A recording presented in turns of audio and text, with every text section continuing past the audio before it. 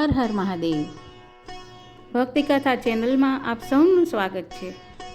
ભગવાનના સુંદર ચિત્રો સહિત પવિત્ર કથાઓ સાંભળવા માટે જરૂર સબસ્ક્રાઇબ કરો ભક્તિકથા ચેનલ.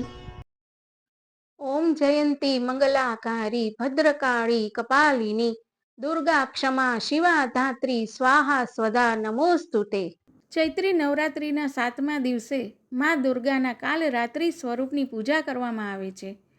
મા કાલરાત્રિ હંમેશા તેમના ભક્તોને આશીર્વાદ આપે છે અને શુભ પરિણામ આપે છે. દુર્ગાજીનું 7મું સ્વરૂપ માતા કાલરાત્રિ છે. તેમનો રંગ કાળો હોવાને લીધે તેઓ કાલરાત્રિ તરીકે નામના પામ્યા છે. અસુરોના રાજા રક્તબીજનો વધ કરવા માટે દેવી દુર્ગાએ પોતાના તેજથી માતા કાળરાત્રિને ઉત્પન્ન કર્યા હતા. માતા કાલરાત્રિની ઉત્પત્તિની કથા કંઈક આ પ્રમાણે છે. કથા પ્રમાણે દૈત્ય શુભ, નિશુંભ અને રક્તબીજ ત્રણેય લોકમાં હાહાકાર મચાવી દીધો હતો. રક્તબીજ ખૂબ જ શક્તિશાળી હતો. તેનો વધ બધા દેવતા મળીને પણ નહોતા કરી શકતા. રક્તબીજે શિવજીને પ્રસન્ન કરીને વરદાન પ્રાપ્ત કર્યું હતું. વરદાન પ્રમાણે જ્યાં જ્યાં અસુરના લોહીના ટીપા પડે ત્યાં ત્યાં રક્તબીજની જેમ જ શક્તિશાળી દૈત્ય પેદા થઈ જાય.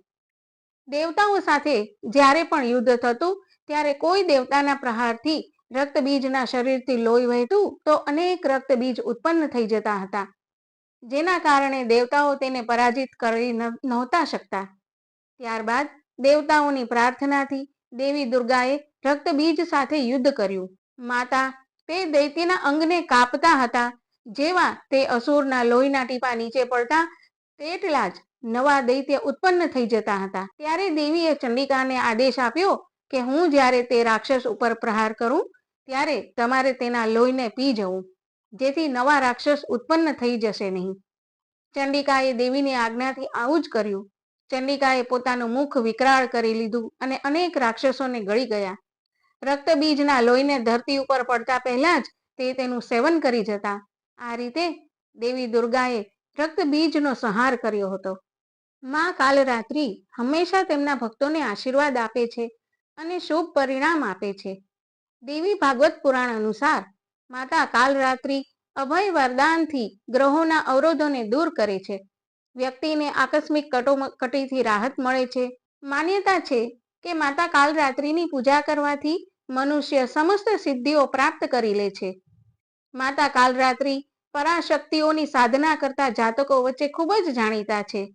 માતાની ભક્તિથી દુષ્ટોનો નાશ થાય છે અને ગ્રહ બાધાઓ દૂર થઈ જાય છે. માતાનું આ સ્વરૂપ રિદ્ધિ સિદ્ધિ પ્રદાન કરે છે. મા કાળરાત્રિનું વાહન ગદર્ભ છે, જે તમામ પ્રાણીઓમાં સૌથી સખત, મહેનતુ અને નિર્ભય છે. માતા આ વાહન પર દુનિયા ફરે છે. દેવીનું આ સ્વરૂપ બધી રિદ્ધિ સિદ્ધિઓ પ્રદાન કરે છે. માતા તેના ભક્તોને આ સ્વરૂપથી કાળથી બચાવે છે, એટલે કે જે ભક્ત માતાના આ સ્વરૂપની પૂજા કરે છે તે અકાળે મૃત્યુ પામતો નથી. તેમની પૂજા શુભ ફળદાયી હોવાને લીધે તેમને શુભંકારી પણ કહે છે. માતા કાલરાત્રિને ભોગમાં સાકરનો પ્રસાદ ધરાવવામાં આવે છે. માતા મહાગૌરી એ નવદુર્ગાનું 8મું સ્વરૂપ છે. તેમને 4 ભુજાઓ છે. તેમણે એક હાથમાં ત્રિશૂળ અને બીજા હાથમાં ડમરું ધારણ કરેલું છે. ત્રીજો અને ચોથો હાથ અભય મુદ્રા અને વરદ મુદ્રામાં છે. તેમનું વાહન વૃષભ છે, એટલે તેઓ વૃષારૂઢા તરીકે પણ ઓળખાય છે. નવરાત્રિના 8મા દિવસે નવદુર્ગાના આ સ્વરૂપનું પૂજન અર્ચન કરાય છે. દેવીનો વર્ણ ગૌર છે. વસ્ત્ર આભૂષણ શ્વેત છે, એટલે શ્વેતાંબર ધરા તરીકે પણ ઓળખાય છે. માતાને ખીર અને પૂરીનો ભોગ ધરાવવામાં આવે છે. માતા મહાગૌરીની કથા કંઈક આ પ્રમાણે છે. કહેવાય છે કે ભગવાન શિવને દરેક રૂપમાં પ્રાપ્ત કરવા માટે તેમણે કઠોર તપસ્યા કરી હતી, જેનાથી તેમનું શરીર કાળું પડી ગયું હતું. તેમની કઠોર તપસ્યાથી મહાદેવ પ્રસન્ન થયા અને તેમની પ્રાર્થના સ્વીકારી. તેમના શરીરનો રંગ તપસ્યાથી કાળો પડી ગયો હતો. તેના કારણે મહાદેવે તેમને ગંગાજળથી ધોયા તો તેઓ ગૌર અર્થાત ગોરા રંગવાળા બની ગયા, જેને લીધે તેમનું નામ ગૌરી પડ્યું. એટલા માટે જ કહેવાય છે કે ભક્તોએ મહાગૌરીનું વ્રત અષ્ટમીએ કરવાથી મનપસંદ જીવનસાથીની પ્રાપ્તિ થાય છે. નોરતાના છેલ્લે દિવસે માતા સિદ્ધિદાત્રીની પૂજા કરવામાં આવે છે. નવદુર્ગાઓમાં માતા સિદ્ધિદાત્રી અંતિમ છે. અન્ય 8 દેવીઓની પૂજા ઉપાસના શાસ્ત્રીય વિધિ વિધાન પ્રમાણે કરતા ભક્તો દુર્ગા પૂજાના 9મા દિવસે આ દેવીની ઉપાસના કરે છે. માતા સિદ્ધિદાત્રી ભક્તોને દરેક પ્રકારની સિદ્ધિ પ્રદાન કરે છે. દેવી પુરાણ પ્રમાણે ભગવાન શિવે તેમની કૃપાથી જ આ સિદ્ધિઓ પ્રાપ્ત કરી હતી. તેમની અનુકંપાથી જ ભગવાન શિવનું અડધું શરીર દેવીનું થયું હતું. આ કારણે તેઓ અર્ધનારીશ્વર નામથી પ્રસિદ્ધ થયા. સિદ્ધિદાત્રી માતાજીને પંચામૃતનો ભોગ ધરાવવામાં આવે છે. માતા સિદ્ધિદાત્રી 4 ભુજાઓવાળી છે. તેમનું વાહન સિંહ છે. તે કમળ ફૂલ ઉપર બિરાજમાન છે.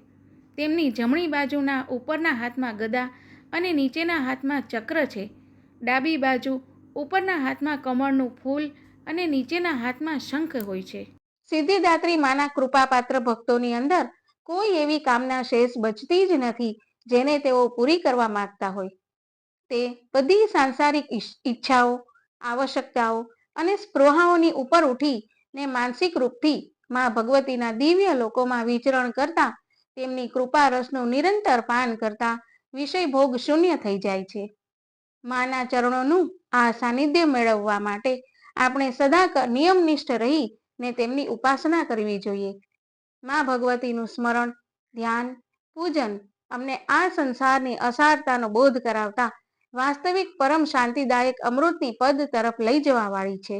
માં દુર્ગા સર્વેની મનોકામના પૂરી કરે તેમજ તેમના આશીર્વાદ હંમેશા બધા ઉપર વરસાવતા રહે. જય માતાજી.